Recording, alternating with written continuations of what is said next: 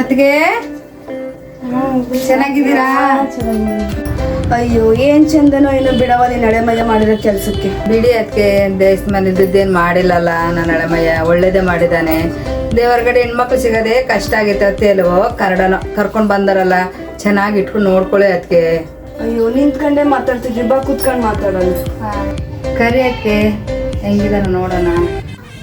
ನಿಮ್ ಮಗಳಲ್ವೇ? ಕರೀರಿ. ಅವ್ರ ಹೆಸರೇನು ಅದಕ್ಕೆ? ದುರ್ಗಾ ಅಂತ.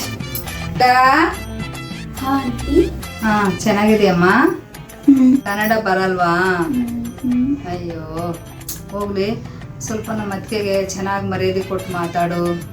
ದೊಡ್ಡ ಮನೆಯಿಂದ ಬಂದಿರೋರು ತುಂಬ ಚೆನ್ನಾಗಿ ಭಾಳ ಕಷ್ಟಪಟ್ಟಿದ್ದಾರೆ ನಮ್ಮ ಮನೆಯಲ್ಲಿ. ಇವಾಗೆಲ್ಲ ಚೆನ್ನಾಗಿ ರೆಸ್ಪೆಕ್ಟ್ ಕೊಟ್ಟು ಮಾತಾಡಮ್ಮ, ಆಯ್ತಾ?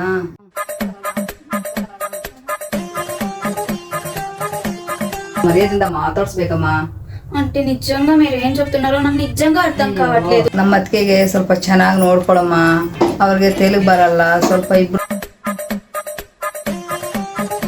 ದೊಡ್ಡವ್ರಿಗೆ ಖಾಲಿ ಮೂಗಿ ಅದು ಕಲ್ಸಿಲ್ಲ ನಿಮ್ಮಮ್ಮ. ಸರಿ ಅತ್ತೆ. ಅಯ್ಯೋ ಪರವಾಗಿಲ್ಲ ಬಿಡಮ್ಮ, ಪರವಾಗಿಲ್ಲ ಬಿಡಮ್ಮ. ಬಾಕು ಬಂದ್ 10 ನಿಮಿಷಕ್ಕೆ ಹಿಂಗ ಆಡ್ತಾ ಇದ್ದೀರಾ? ನಾನು 10 ದಿವಸದಿಂದ ನೋಡ್ಕೊಂಡ್ ಬಂದಿದ್ದೀನಿ. ಅಯ್ಯೋ ಅನ್ಸಿ ಅಳ್ಳು ನೀರು ಕುಡಿಸ್ಬಿಟ್ಟಿದ್ದಾಳೆ. లైక్ ಮಾಡಿ, సబ్స్క్రైబ్ చేసుకోండి.